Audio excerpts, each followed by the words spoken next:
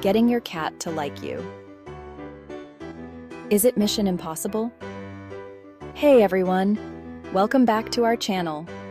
Today, we're diving into a topic that every cat lover, or should I say, every cat servant, will appreciate. How to get your cat to actually tolerate you.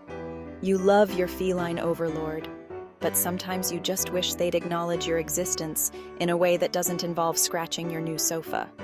But fear not, fellow cat enthusiasts. We're about to unlock the secrets to winning over your cat's affection. Stick around to discover the top 8 ways to get a cat to, at the very least, not run away from you in terror. Space, the final frontier, at least for your cat. Cats are independent creatures who value their personal space. Think of it this way. You wouldn't want someone all up in your grill 24/7, would you? Exactly. So give your cat some breathing room. Don't force them to cuddle. Don't chase them around the house trying to give them kisses. And definitely don't pick them up when they're clearly trying to channel their inner gargoyle statue. Let them come to you. Just chill out, let them do their thing. And eventually, they might just grace you with their presence. And trust me, when they finally do decide to grace you with their presence, it's the best feeling in the world. It's like winning the lottery, but instead of money, you get a purring furball snuggled up on your lap. Treats, the way to a cat's heart and stomach. Let's be honest, everyone loves a good bribe, and cats are no exception. The key here is to use treats strategically, not like you're trying to win over a mob boss. Start by offering treats when your cat approaches you voluntarily. This will help them associate you with something positive, like, "Oh, hey, this human isn't so bad." You can also use treats during playtime. Dangle a treat on a string, toss it across the room, get creative. And for the love of all things fluffy, don't just give them a treat and walk away. Take a moment to pet them gently.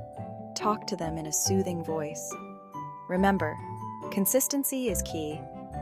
Don't go overboard with the treats, but make sure you're offering them regularly enough that your cat starts to see you as the official treat dispenser of the house. Playtime, it's not just for kittens. Okay, so you've mastered the art of not suffocating your cat with love, and you've established yourself as the official treat provider. Now it's time to unleash your inner child and get ready for some playtime. Cats are natural-born hunters, and even though your pampered house cat might not have to stalk down their prey in the wild, they still need an outlet for all that pent-up energy. Enter you, the official cat entertainer. Don't just wave a feather wand around for 5 minutes and call it a day. Get invested. Channel your inner prey animal. Make that feather wand dance like it's auditioning for a catnip commercial. The point is, keep it interesting. Not only will playtime help you bond with your cat, but it's also a great way to keep them physically and mentally stimulated. Chapter 4. Boundaries, because cats have feelings too. Alright, so by now you're probably thinking, this is great and all, but how do I actually know what my cat wants? They don't exactly speak English. And you're right, they don't speak English. But they do speak fluent cat. And it's up to you, dear viewer, to learn their subtle, and sometimes not so subtle, cues. First and foremost, pay attention to their body language. A cat who's feeling stressed or threatened will often flatten their ears, twitch their tail, or even hiss or growl. On the other hand, a relaxed and happy cat will have their ears perked up, their tail held high, and they might even rub against you or give you a slow blink. So, how do you respect their boundaries? Simple. Pay attention. If your cat is giving you signals that they need some space, back off. Give them time to chill out, and then try approaching them again later. Home sweet home, creating a cat paradise. Okay, so we've talked about giving your cat space, respecting their boundaries, and playing with them like it's your job, because let's face it, it kind of is. But there's one crucial element we haven't discussed yet: creating a safe and enriching environment for your feline overlord. Think about it.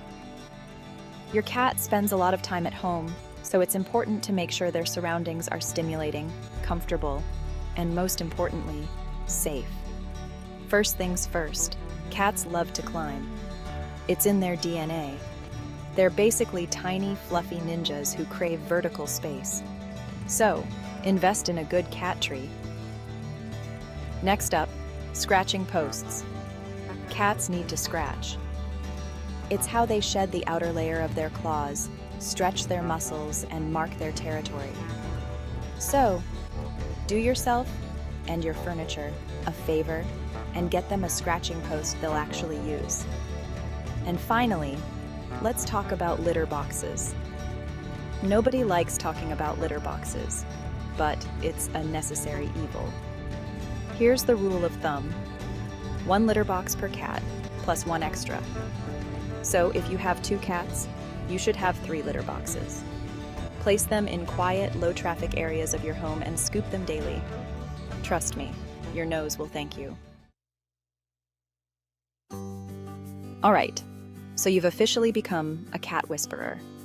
You speak their language, you respect their boundaries, you've created a feline paradise in your home. But there's still one crucial element to mastering the art of cat affection: your approach.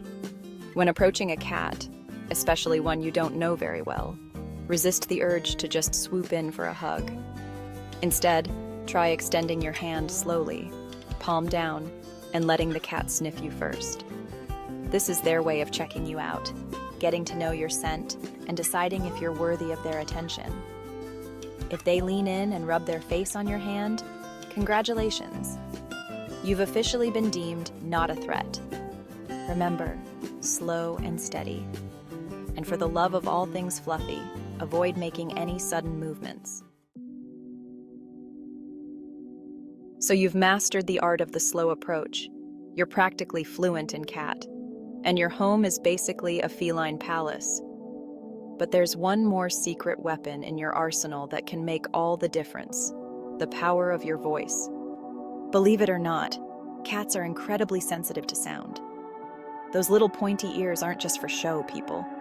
They can pick up on even the slightest changes in tone and volume, which means your voice can either be a soothing melody or a siren song of doom. So, ditch the high-pitched baby talk. I know it's tempting, especially when your cat is being extra cute, but trust me, they don't appreciate it. Instead, stick to a calm, soothing tone, kind of like you're talking to a tiny, furry therapist who judges you silently. And don't be afraid to use their name. Cats are smart, they know their names, and hearing it in a positive tone can actually strengthen your bond. So the next time you're interacting with your cat, pay attention to the tone of your voice. You might be surprised at how much of a difference it makes. We've reached the final level of cat affection mastery, the art of grooming. Now, before you go grabbing your cat and a hairbrush, let's set some ground rules. First and foremost, not all cats enjoy being groomed. Some cats are basically furry little divas who love nothing more than a good brushing, while others would rather lick themselves clean, thank you very much. So how do you know if your cat is down for a spa day? Start by offering your hand for a sniff test. If they rub their face on your hand, that's a good sign. Then, try gently petting them in the direction of their fur growth. If they lean into your touch and start purring, you're good to go. Now, the key to successful cat grooming is to make it a positive experience. Use a soft bristled brush or a grooming glove and start with short, gentle strokes. Focus on areas where your cat might enjoy being petted, like behind the ears, under the chin, and along the back. And don't forget to offer praise and treats. If your cat seems uncomfortable at any point, stop immediately. There's no need to force it. Remember, the goal is to build trust and create a positive association with grooming. Thanks for watching. If you found these tips helpful, don't forget to give us a thumbs up and subscribe for more cat care tips. We've got all the secrets to decoding your feline friend, from understanding their weirdest quirks to choosing the perfect toys. Remember, every cat is different, so what works for one might not work for another. The key is to be patient, observant, and most importantly, respectful of your cat's boundaries. Leave a comment below with your favorite way to bond with your cat. See you next time.